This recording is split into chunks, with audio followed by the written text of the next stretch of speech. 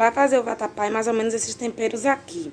Eu cortei uma cebola média, tem tomate, tem coentro, coloquei 3 dentes de alho. Minha pasta de alho acabou, por isso que eu coloquei o dente de alho. Aí aqui tem castanha de caju, ela é mais ou menos assim. Tem camarão e tem amendoim. O camarão vocês podem ver que eu deixei ele inteiro, eu só fiz tirar os olhos dele. Porque se eu for tirar a parte da cabeça, vai desperdiçar demais. Aí o camarão, ele vem assim. Aí eu faço tirar só essa pontinha aqui dos olhos. E o restante eu utilizo. Eu vou estar utilizando também outros temperinhos. Aí eu coloquei uma água pra ferver aqui. Porque o coco eu já descasquei ele e coloquei no freezer. Aí o que eu faço? Eu corto ele todinho, coloco no freezer. Aí quando eu vou utilizar, eu só posso colocar um pouquinho de água quente. Porque o coco, ele contém gordura. Se você não colocar água quente, não vai derreter a gordura. Aí, pra facilitar, eu corto ele e deixo mais ou menos assim, ó. Todo cortadinho em um saquinho, porque ele dá muito trabalho de sair da casca. Aí, quando eu quero, eu só faço bater e colocar um pouquinho de água quente. E o vatapá você faz com 2 tipos de farinha. Você pode estar fazendo com a farinha de mandioca, ou você pode estar fazendo com a farinha de trigo. Eu não gosto muito com a farinha de mandioca, porque eu acho que mesmo colocando esse tanto de tempero aqui, não fica com gosto de vatapá. Eu gosto de fazer com a farinha de trigo. Aí eu vou estar utilizando essa aqui. A farinha de trigo, gente, é sem fermento. Não utilize farinha de trigo com fermento, senão vai dar dor de barriga. Tem que utilizar sem fermento. E a farinha de trigo eu não vou utilizar ela toda. Normalmente eu vou utilizar um copo de farinha de trigo, porque o vatapá ele rende muito. Tem vatapá também de pão, mas eu não sou muito fã de vatapá de pão. Mas eu gosto mais do vatapá de farinha de trigo. E o amendoim aqui tem 200 gramas e a castanha tem mais ou menos umas 100 gramas. Mas se você quiser colocar mais, vocês podem colocar. Quanto mais castanha, camarão e amendoim, mais gostoso o vatapá fica. E aqui você encontra em feira, até em supermercado, naquela parte de tempero pronto, coloral, caldos, você encontra castanha e amendoim. Se você não tiver o coentro, vocês podem estar colocando a salsa. Aí aqui agora eu vou bater o leite de coco pra poder tirar o sumo, pra gente começar a fazer o vatapá. Aí eu coloquei aqui essa quantidade de coco no liquidificador, aí eu coloco a água natural, depois eu venho com a água quente pra poder derreter a gordura. E aqui eu adiciono um pouco da água quente. Porque se você bater o coco com a água fria, vai ficar aquela gordura em cima e aquela água embaixo, então não vai derreter. Mesmo com coco natural, eu coloco a água morna, mas quando o coco ele tá assim geladinho, o coco tá na geladeira, eu acabo colocando água quente. Aí agora aqui eu vou bater ele, vou peneirar e depois eu mostro pra vocês como é que ficou o leite de coco, ele fica bem branquinho. Terminei de bater o coco, pra vocês verem que com água quente o leite de coco ele rende mais. Aqui tem mais ou menos 2 litros de leite de coco e vocês podem ver que ele fica bem branquinho, tá vendo? Ele fica branquinho porque o segredo é bater com água quente. Aí ele fica assim, bem branquinho. Aí aqui agora a gente vai começar a bater os outros ingredientes, que a gente vai bater esses ingredientes com leite de coco pra depois a gente colocar na panela. Aí eu vou mostrando o processo pra vocês. E eu utilizei 2 cocos, viu? Foi 2 cocos que tinha ali, eu cortei, coloquei no freezer pra facilitar e hoje eu bati no liquidificador. Eu passei o leite de coco aqui pra uma chaleira pra facilitar. Aí a gente vai colocando os ingredientes no liquidificador e vai colocando o leite de coco pra poder ajudar a bater. Se os ingredientes não der todo de uma vez, a gente vai batendo por etapa. Bate metade e depois bate a outra metade. Eu já coloquei aqui no liquidificador metade dos temperos, a castanha, o amendoim e os temperos que estavam no prato. Aí eu coloquei leite de coco, eu vou bater de 2 vezes porque vai ficar muito pesado. A castanha e o amendoim, quando começa a bater, ele começa a engrossar. Eu esqueci de falar com vocês, eu vou colocar também o gengibre. Ele é mais ou menos assim. Aí eu vou colocar só um pedacinho mesmo, porque se colocar muito vai ficar o gosto muito forte. Aí eu vou colocar só esse pedacinho, porque tem um gosto muito forte. Se vocês quiserem, vocês podem ralar o gengibre e também colocar. Porque às vezes fica esses fiapinhos aqui, tem gente que não gosta, mas eu não ligo não.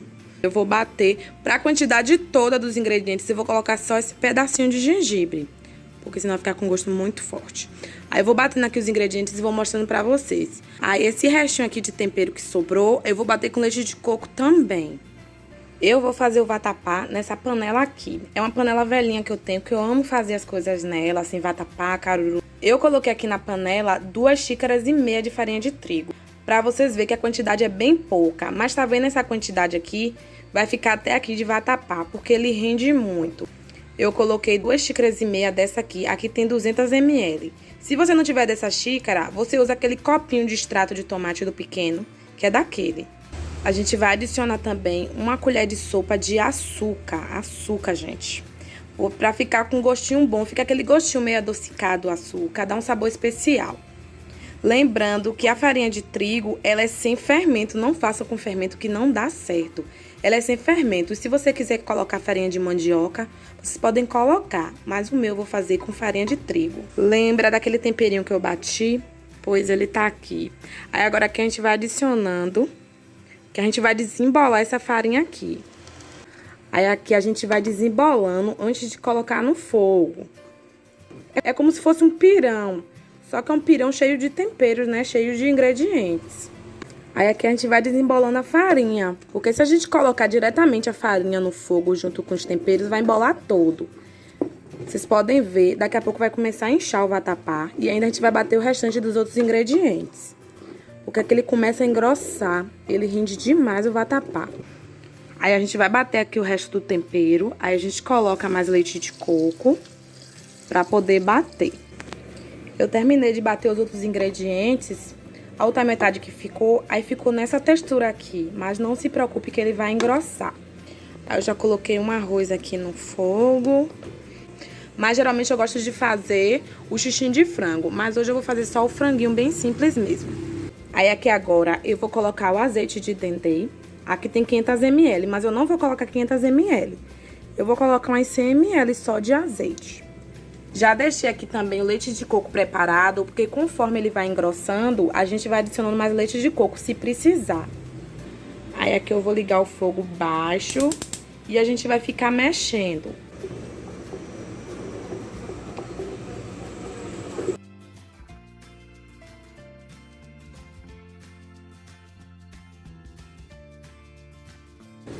É como se fosse um pirão, conforme ele vai cozinhando, ele vai endurecendo.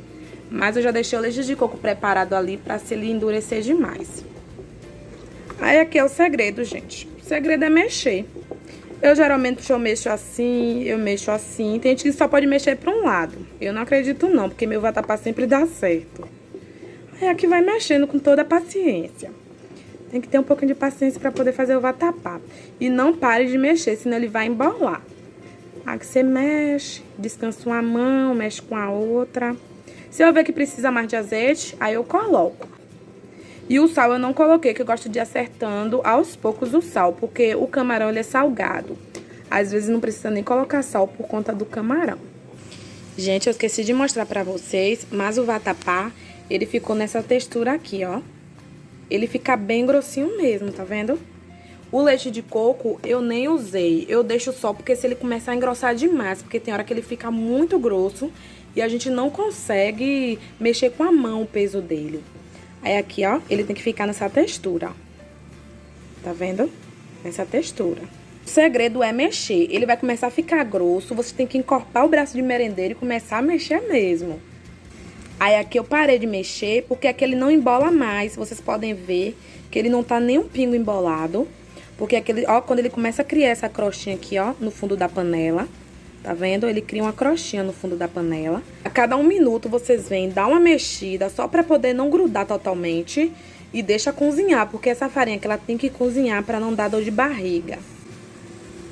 Aí aqui agora eu vou temperar o feijão, que eu vou mostrar pra vocês como é que eu faço o feijão fradinho pra poder comer com vatapá. Eu vou temperar o feijão, eu coloquei aqui 2 xícaras de 200 ml de feijão fradinho. O feijão fradinho é esse feijão aqui. Aí tem hora que vem uns meses assim, mas eu gosto de botar, porque aqui tudo é feijão. Aí eu vou colocar no feijão fradinho o mesmo tempero que eu coloquei no vatapá, que é o camarão, a castanha, o amendoim. Aí a quantidade eu vou colocar menos pela quantidade de feijão, que eu coloquei só 2 xícaras. Aí eu vou bater no liquidificador junto com leite de coco, é o mesmo processo. Aí depois eu coloco no feijão fradinho. Aí aqui eu já bati os temperos, aí aqui eu vou adicionar no feijão. Ele fica meio ralinho assim mesmo, porque como a gente não colocou muito castanha e muito amendoim, Aí ele fica assim. Aí a gente vai completar agora com leite de coco. Aí aqui eu adiciono mais ou menos umas 200 ml de leite de coco. Vou colocar também uma colher de sopa de sal. No feijão eu não gosto de colocar muito azeite. Aí eu coloco mais ou menos umas 5 colheres de azeite. Só pra dar uma cor mesmo e um sabor. Aí aqui pronto, a gente coloca na pressão. Assim que começar o barulhinho da pressão, eu deixo 5 minutos e desligo.